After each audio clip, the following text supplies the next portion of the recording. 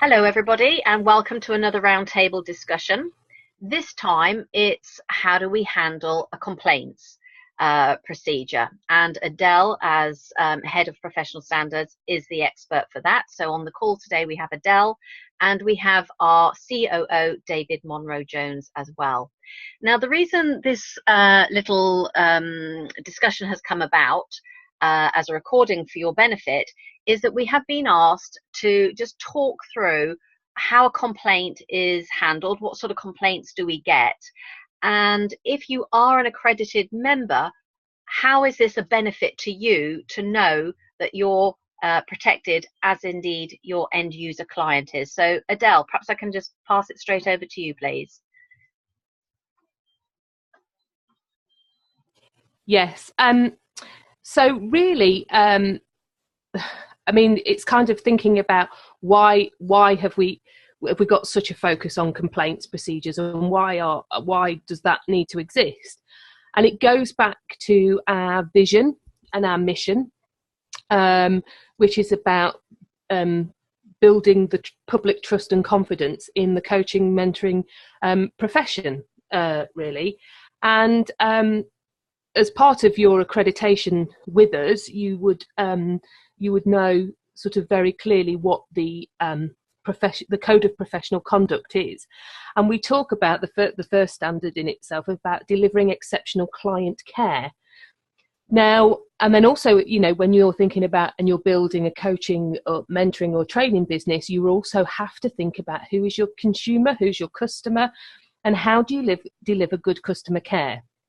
Because you're buying a service, so the public are buying a service from you as a coach or a mentor or a training provider. And if you were that person who is purchasing a goods or items, you would want to be protected in the event that that good or that item didn't reach the standard that you expected or the standard that that you were promised. So when you're buying anything, if you're buying a Hoover or a tumble dryer or anything like that, you need to be able to have somewhere to go where you can complain or get your money back or get a better service if you're not satisfied. Now, if you didn't have that as a consumer, then your view of that provider would be really bad. You wouldn't ever probably go to them again. It might sort of taint your view generically or make you wary about using coaching, mentoring, training providers in the future. So it's actually fundamental that you have a complaints procedure there to develop the public trust and confidence. So what we've developed is a complaints procedure. Now, as part of that, if you're an accredited member with us, then this complaints procedure is there for you as a protection, but as a protection for your clients. And when I say protection for you, it's also about, without having somewhere for your clients to go to in the event that they're not happy with a service, they can look down other sources and other routes. So that can be through insurance, down your insurance provider. It could be looking through civil cases, through the courts. And that's the kind of things that you don't want to have to deal with or have, particularly if you're like a sole practitioner working by yourself. That level of stress of how do I deal with that, it's quite huge. So as a member of our organisation, your clients would be able to use our complaints procedure. Now, first thing that we just must point out, part of this complaints procedure is not about us acting on every single complaint that might be about your practice. What we want, if you are delivering exceptional client care, you should actually have your own complaints procedure in place as part of your business. Because the best way to resolve complaints for a better outcome for your client is for them to be able to do that directly with you as an organisation. So if you were buying, say, for example, a tumble dryer, you would want to complain to the people that sold you the tumble dryer. in the first instance and hope you could get some resolution there. You don't want to go and have to complain to somebody else or another company to try and get them to tell the tumble dryer people to give you a new tumble dryer.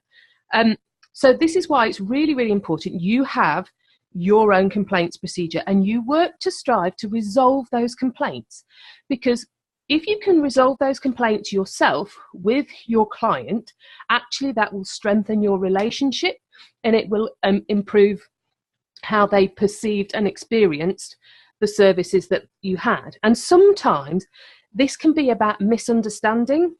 So sometimes it's about being able to have that negotiation with the client, because there's been a misunderstanding. Maybe you need to learn from that process, because maybe there's something on your website that's misleading. And you need to change that immediately. And actually by asking your clients, not just for complaints, but asking them for feedback at all times, helps you keep your business and your quality and your standards improving. However, if it comes to a point where that person's complained to you and they've used your complaint procedure, so one of our requirements is that the person has to have used your complaints procedure first. So you do need to have one in place. That's important.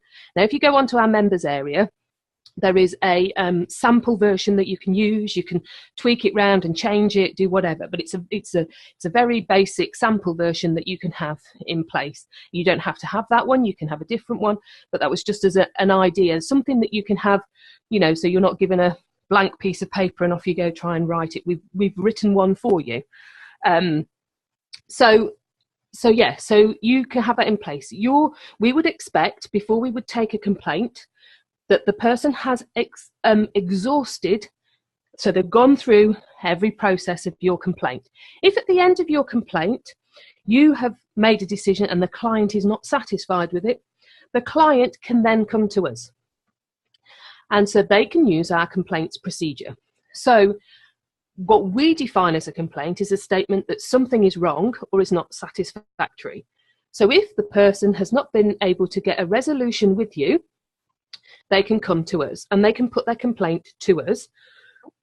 We will only act upon complaints where you are an accredited member of us. So if people aren't accredited members with us, we will not deal with the complaint.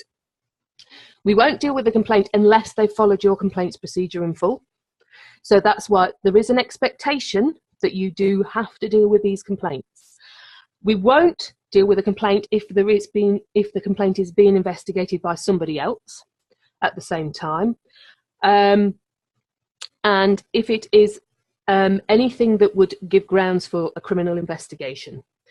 So if a person sends us in a complaint, so they would need to give us what their correspondence is, their correspondence address is, a description of what the complaint is about, the outcome of the complaint that they've made with yourselves, a correspondence and case reference number if they were issued with one by you. So obviously if you're getting a complaint, you need to keep that as a record, and you probably need to have an identifiable number or reference number, because if you were a bigger organisation, we're coming to you, there needs to be a way of referencing that. And then we would need copies of all the correspondence. So again, this is really important for you to keep your record keeping absolutely robust, because if a complaint does come to us, we will be expecting to see all of that correspondence. And we will have to, your client will have to accept that we will need to contact you and discuss the complaint with you. So as soon as they've sent their complaint in, we will acknowledge that we've received it, and we will assess whether the nature of the complaint fulfills the requirements of our complaints procedure. And what I mean by that is our complaints procedure, and what people can complain about is if there's a contravention of the Code of Professional Conduct, because that's what we are assessing people against. We were saying that people need to be compliant with our Code of Professional Conduct. So in order for somebody to make a complaint, they need to be able to reference where there has been a breach of the Professional Code of Conduct. So that needs to be quite clear to us. If we cannot, if we cannot proceed with the complaint, we will state the reasons why. We will aim to respond to the complaint within 20 working days. And if there's any exceptions to that, that will be fully communicated to the client. Once we decide we take on the complaint, each complainant will be assigned an officer who will be the lead for the investigation into the complaint. And we will then look at the complaint, and we will look at any remedial action, if any needs to be taken, that's in fair proportion to the circumstances.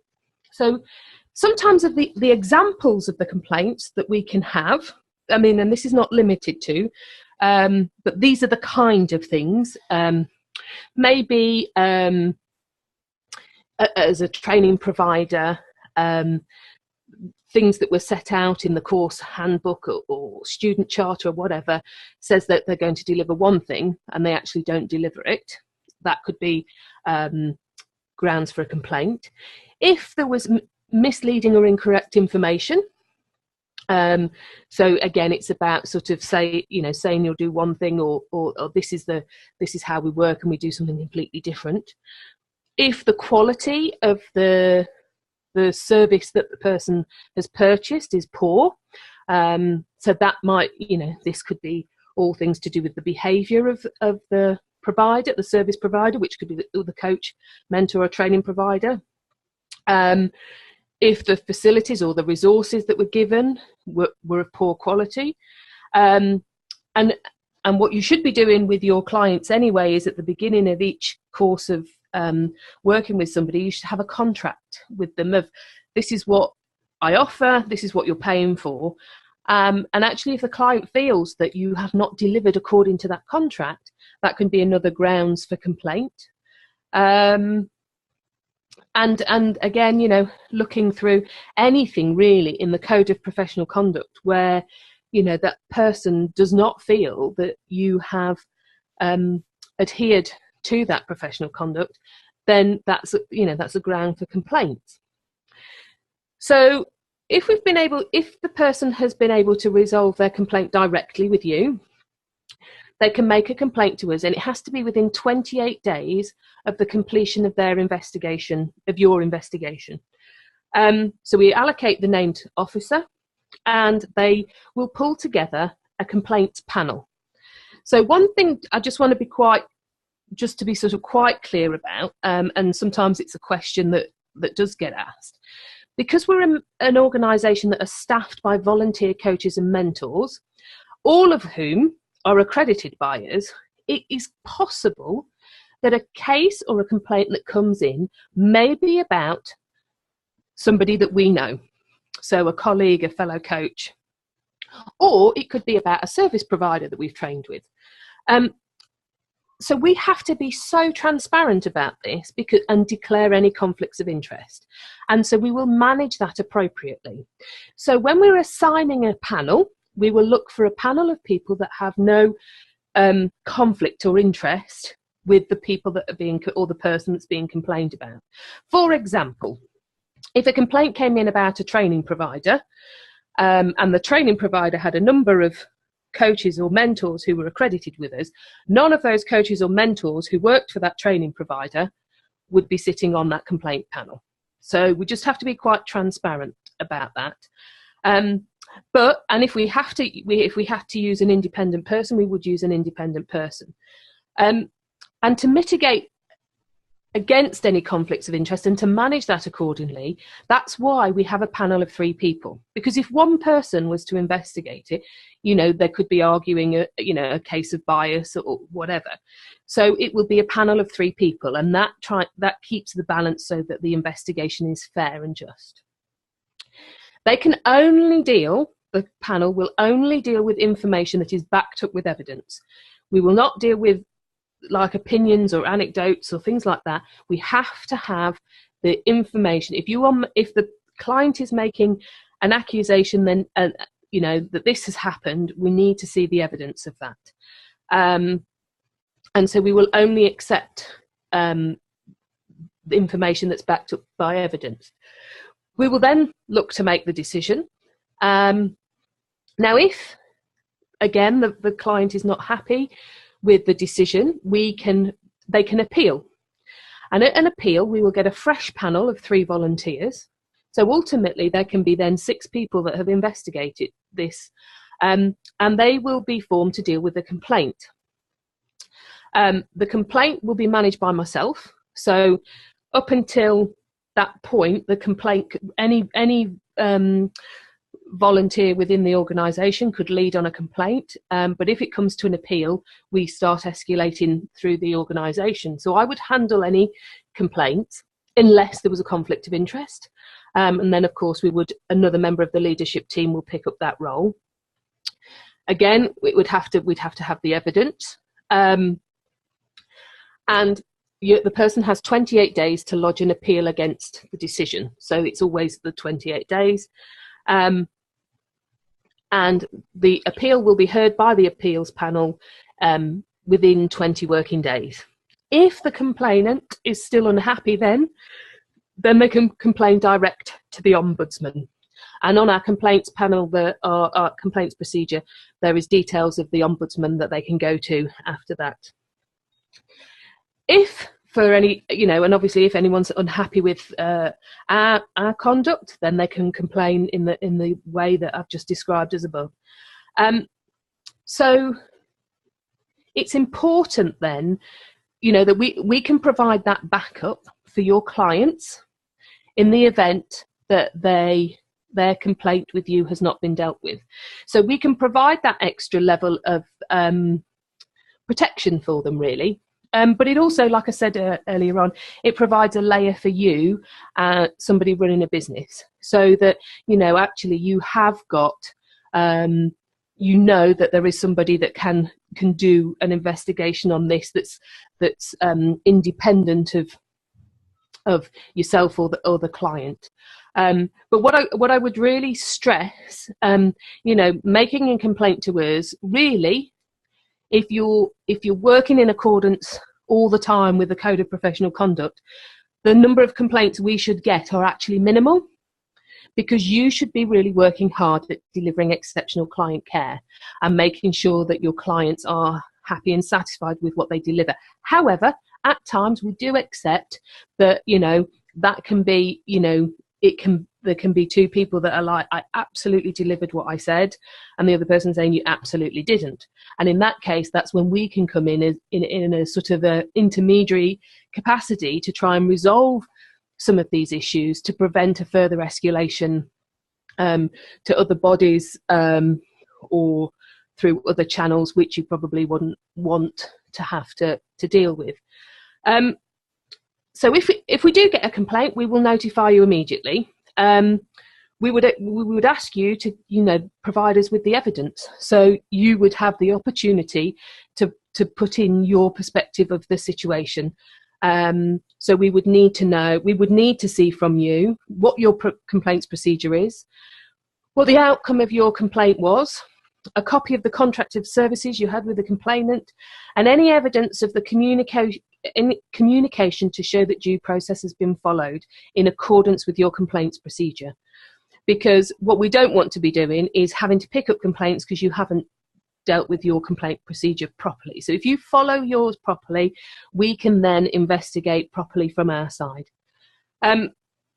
So there's 2 outcomes really on a complaint. So we can uphold the complaint or we can reject the complaint. And that will depend on looking at all the evidence presented to us, and the severity and frequency of the complaint, and on factors which include the Code of Professional Conduct clauses which the complaint was raised, the weight of the evidence, what's the wishes of the complainant, because quite often sometimes the complainant just wants an apology. And it can feel like that you need to go through these big processes, and actually sometimes it's just that the customer wants validation against their sort of ill feeling, which is why we're absolutely, this is really down to you. Your relationship with your client is not just, I'm here doing my coaching or training or whatever. It's about their experience as a consumer. And we would have to look at, have there been any other complaints against you? If it's rejected, if the complaint's rejected, the case file is closed, pending an appeal. No further actions will be required. Where the complaint is upheld, so if we get to a point where actually we agree with the complainant, we will try and look at seeing if we can agree a mutual resolution through a facilitated discussion. Where we can do that, the complaint will remain on our file until such as the time that all actions are agreed, but it will be removed after 12 months. And what I mean by actions is that through the facilitated discussion, we might be able to come to a point where if you do this, I'll do that, etc., etc. When those actions are complete, after 12 months, the case will be taken off our file. If the complaint is upheld and we look at a mutual resolution and no mutual resolution is agreed, then we'll be in a position where we would have to issue what we call a performance notice. So you would have the respondent, so the service provider would have to meet with me within 10 days and we would agree a plan. And that is about details that you would need to ensure full compliance with the Code of Professional Conduct. So we would be looking at, these are the areas of the Code of Professional Conduct that have been breached. These are the actions that need to be taken in place to bring those standards back in line. Because as a coaching and mentoring accrediting body who prides itself on the quality and standards of our coaches and mentors and training providers, we need the assurance that our code of conduct and our standards are being adhered to. So we would be issuing a performance notice to get you back on track in line with our professional standards. You would then have 90 days to implement those actions. If you are unable to meet those requirements, we may terminate an accreditation or membership.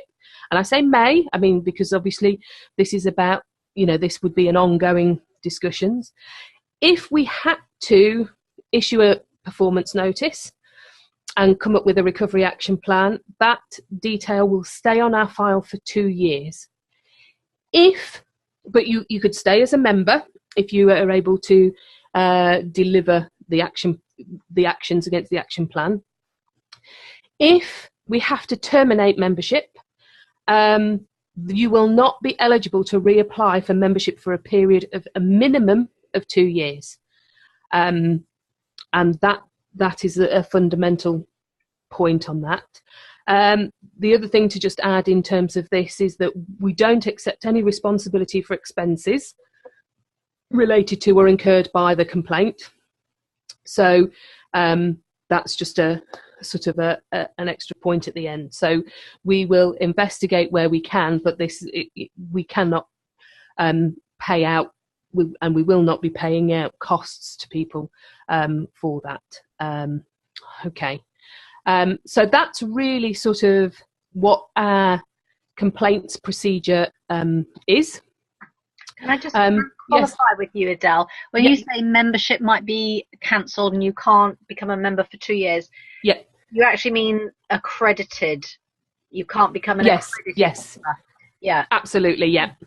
Okay. Yeah. So if somebody has, I mean, and obviously this is taking it to the very extremes, to the nth degree. But yes, if somebody cannot has evidence that they've breached professional conduct, the Code of Professional Conduct, and they have been unable to rectify their practice in line with being to the relevant standard of the Code of Professional Conduct, then we can terminate their accreditation. Mm-hmm. And if we did that, they would not be able to apply for a period of 2 years. Yeah.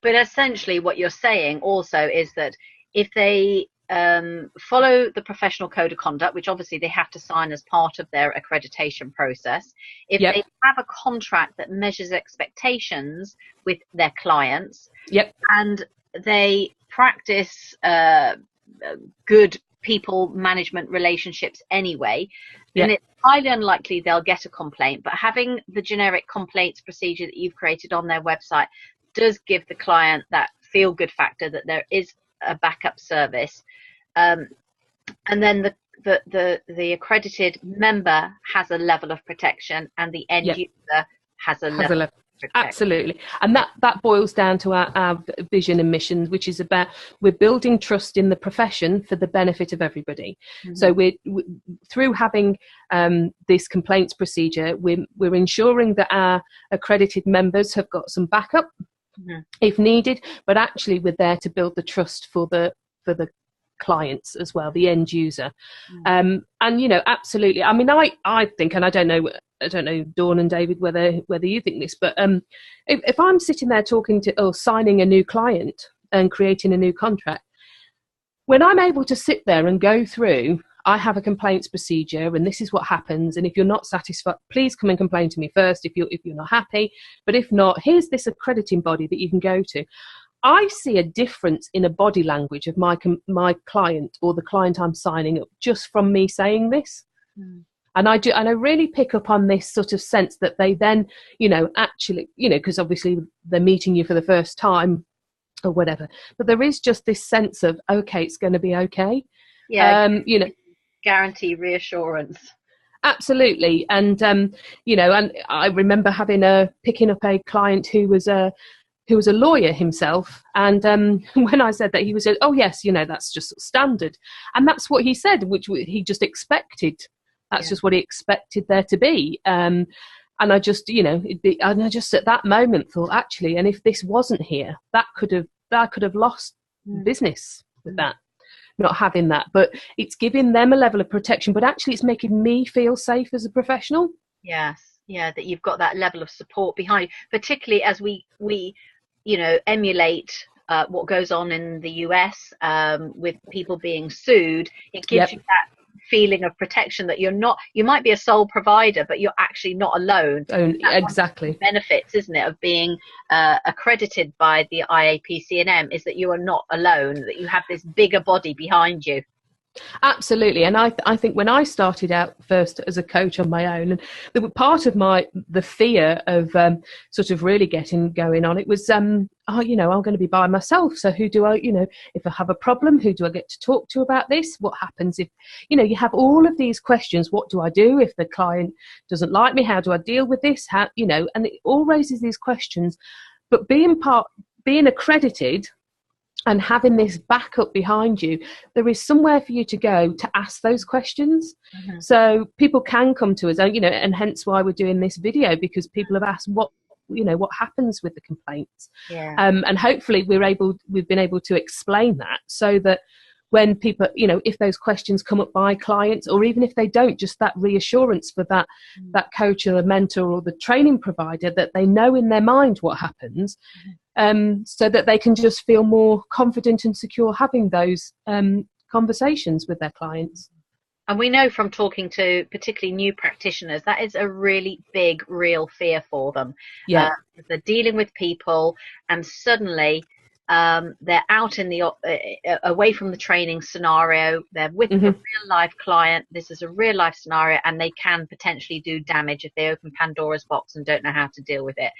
And Absolutely. I know that, David, you feel very passionately about this, and that's why the accreditation process has changed quite dramatically, to give our members the confidence, having gone through the accreditation process, that they can A, deal with the client, and B, have somebody to come to for CPD support, etc. Yeah, absolutely. And what I would add on to that is, the more that the accreditation process asks people about their contracting, asks people about the code of professional conduct, you know, to ensure that not only have they read it, but they're adhering to it and they understand it and they can apply it in practice, the more that they become aware of the fact that a complaints procedure isn't a threat, it's an opportunity, as you rightly identified and as Adele identified, for giving confidence to clients that, look, you know, like if something goes wrong, and you know, let's be fair, occasionally things do, that there is a professional process in place to deal with that.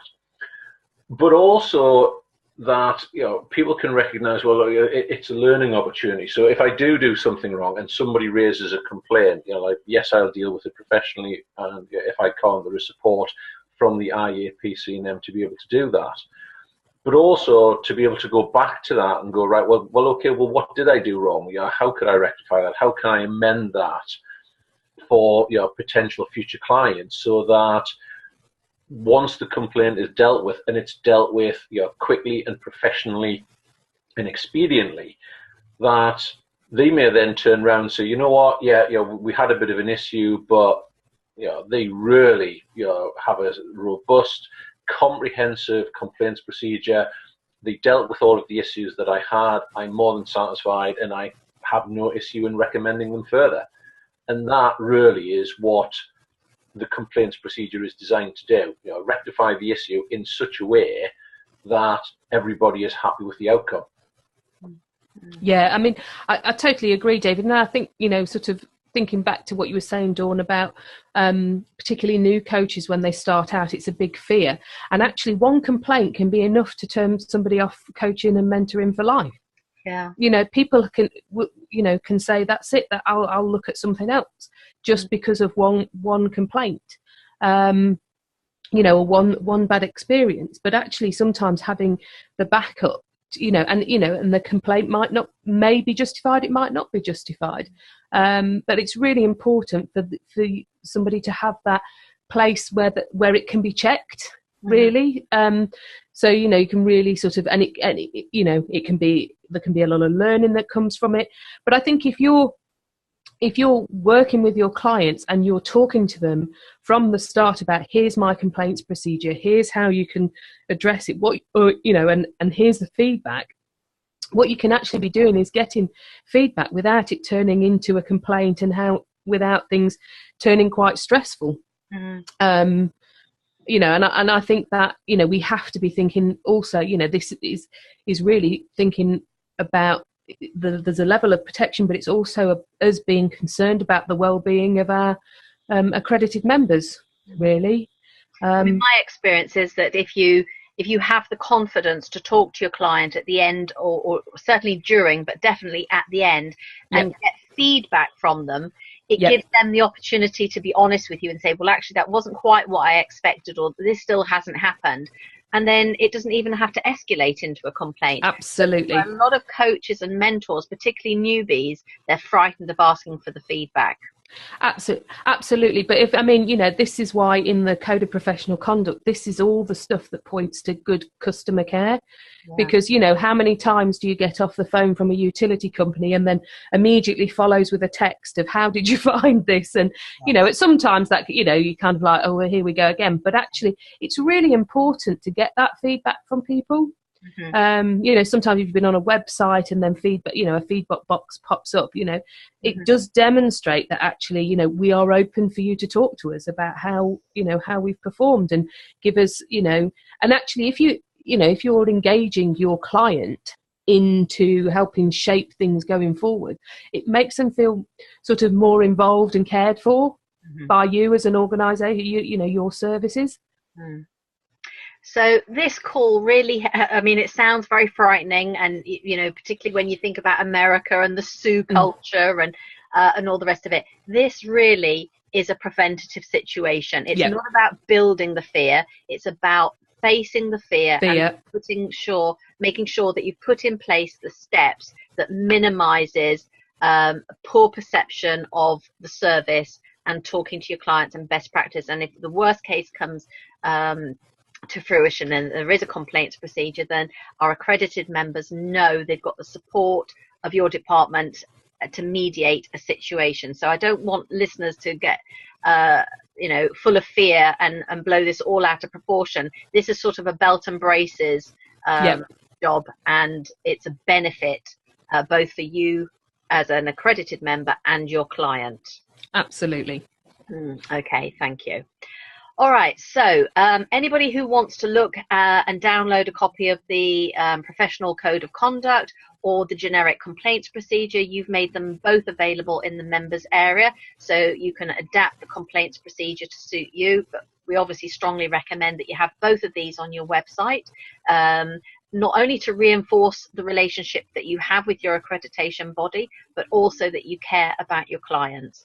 And if you do have any concerns at all, then please come to Adele in the first instance. And if you can't get hold of Adele, then obviously we David and I support her and her department. So any questions, let us know. If not, I hope this little audio recording has reassured you not only of the benefits, but that we're here to support you. And thank you guys for your input today. Thank you. Thank you. Thank you.